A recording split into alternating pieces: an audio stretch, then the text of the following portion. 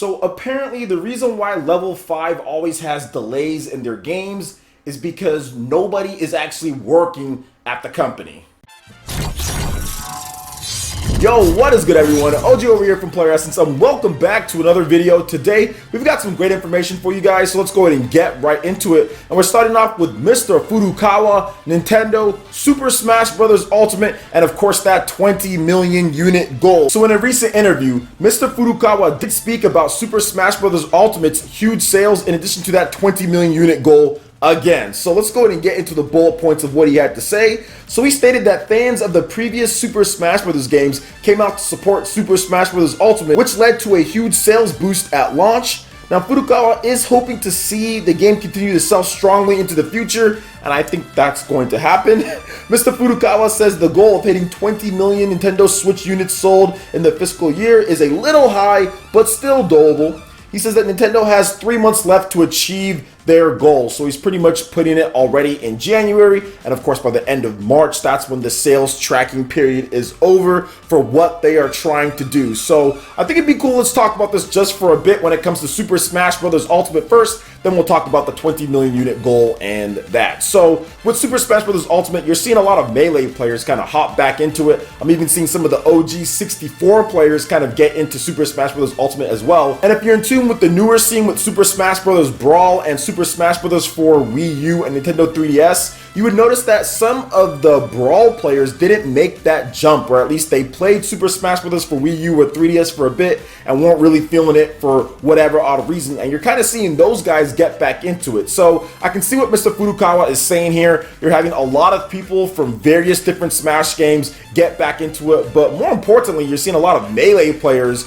actually play Super Smash Bros. Ultimate going into a month after its release. I know a lot of Melee players who dropped Super Smash Bros. For Wii U very quickly after the game came out. Like, they were playing that for maybe like a week or so and were like, you know what? I don't like this. And it's not like the DLC helped with Bayonetta and all of that. So I think that Super Smash Bros. Ultimate is going to be a game that you see for a way longer period when it comes to its life cycle, the support and everything, because by 2016, they were pretty much done. That game and the Wii U was pretty much kind of on the way down, especially with Bayonetta's release. But I think honestly, the real killer was the Wii U sales and how we all knew that the next system was coming. Nintendo had already talked about or said something about the NX by that point. So pretty much the writing was on the wall for the Wii U just because the sales were so bad. And I think that you have to have a vibrant system in order for the game to continue. And just with the next system on the horizon already, and on top of that, Super Smash Bros. For Wii U wasn't necessarily loved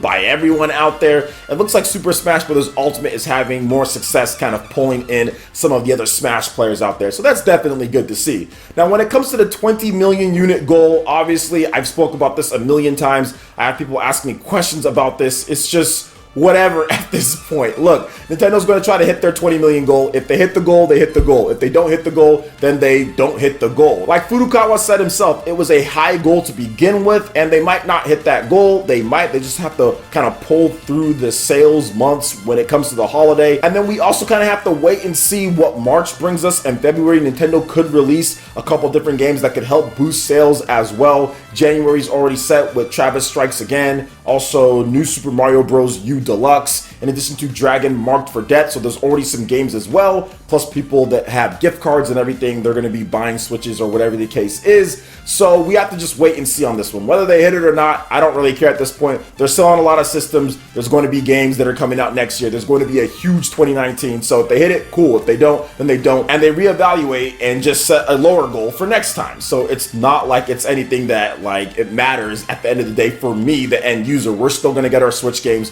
We're still going to get all of our cool stuff. Fire Emblem's still going to come out. All the cool games are going to be coming out. So I don't really care whether they get it or not. Who cares? That's for them to worry about. For me to worry about the games and what's coming out, and if the system is doing well enough to where we get more support. And it is. We're going to see a lot of different announcements in 2019 from Nintendo, in addition to third-party developers as well. So what do you guys think about what Mr. Furukawa had to say here when it comes to Super Smash Bros. And also the goal as well? Let me know your thoughts in the comment section below. All right, and moving on to the next topic here. Platinum Games has big plans for 2019, including multiple announcements on the horizon. So let's hear what Platinum Games had to say recently when they spoke about what they're planning for 2019. So quote, So next year will be intense as usual. It seems it will be a year where Platinum Games aims to move up to new levels, so I'll do my best. But if I end up saying something like that safely, my statement would not be interesting, right? So next year, we will make several announcements. So I love the fact that he said, you know what, we're going to be taking them to new levels and it's going to be intense. But you know what, I've got to say something in order to excite the Platinum Games fans out there. So you know what, we got new announcements for you guys. And yes, there are going to be some new announcements from Platinum Games, but I have no idea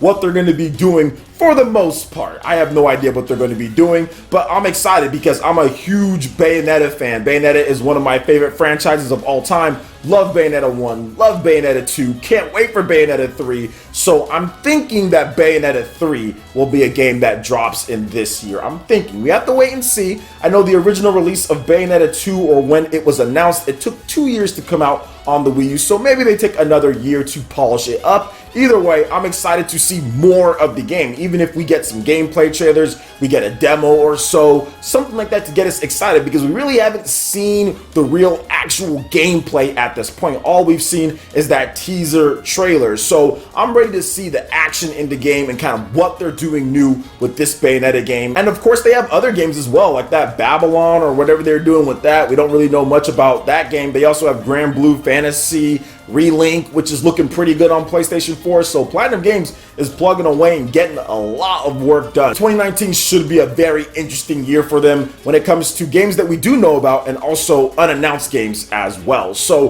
what do you guys think about Platinum Games when it comes to their 2019 prospects? Let me know your thoughts in the comment section below. All right, and moving on to the final topic here, we have a rumor and what I joked about at the beginning of the video, talking about Level 5 and why there's been so many delays at this company. But apparently Level 5 saw a mass exodus of employees, leading to project delays. So Level 5, for those who don't know, they're the developers of amazing franchises such as Yokai Watch, in addition to Inazuma 11 and even Professor Layton. So yeah, they've done a lot of great stuff. So here is a rumor that has been going around when it comes to Level 5, and it says that Level 5 saw a ton of employees leave in the recent months, leaving them without enough manpower to tackle their big projects like Inazuma 11 Aries, which was supposed to come out this year, meaning 2018. Some of you guys might be watching this in 2019,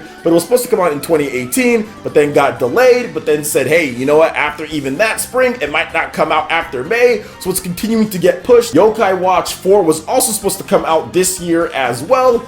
You know what, that got pushed a bit more, and I'm thinking it's probably not gonna make summer either. So it seems like they just don't have enough people at the moment to power some of these projects. I know that the president, Mr. Hino, did come out and say, you know what, we had some people working on some stuff, but then they couldn't start working on stuff. And then now we had to kind of get other people to work on stuff. And it's like, well, wait a minute, what's going on here, you know? So he didn't necessarily say exactly what happened or who he was talking about, which I think kind of gives a little bit of fuel to this rumor here. But once again, it's still a rumor. We don't know what's going on. But if you look at the type of games that Level 5 makes, it's not like these games should be delayed as much as they are. And I know I'm not a developer, and there could be other things going on within the tech or whatever they need to do. There are multiple platforms, they are trying their best, and these games do look very good, but it seems to me a bit abnormal that there'd be this many delays with these type of projects with a company as seasoned and as experienced as Level 5. Remember guys, this is not a company that just started up like a couple years ago or a few years ago.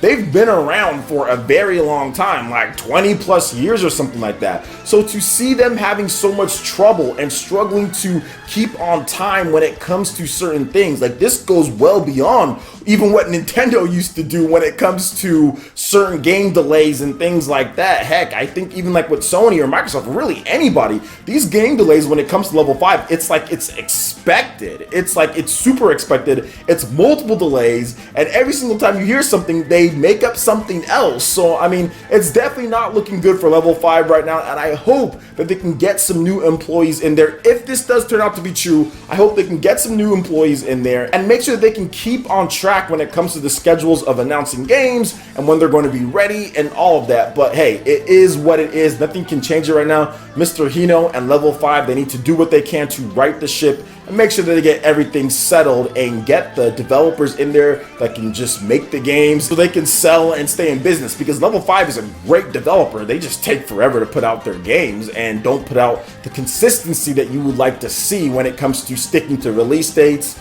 and all of that. But this happens across the industry. It's not just Level-5. It happens to pretty much everybody, the big three when it comes to Microsoft, Sony, or Nintendo, in addition to other third-party developers as well. See multiple delays on projects spanning years. So it's not just them, but we'll have to wait and see what happens. So what do you guys think about Level-5 and all the other topics that we discussed here? Let me know your thoughts in the comment section below. All right, Ninja, that wraps it up for this video here. Go ahead and check out the links in the description below. We got Facebook and Twitter. Go ahead and give us a like and a follow on our social media. Really helps to spread the content of PlayerEssence across the internet. It's just to YouTube.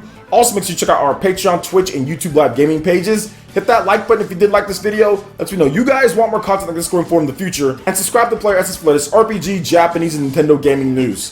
Thank you so much for watching, and we'll catch you for the next video. Peace!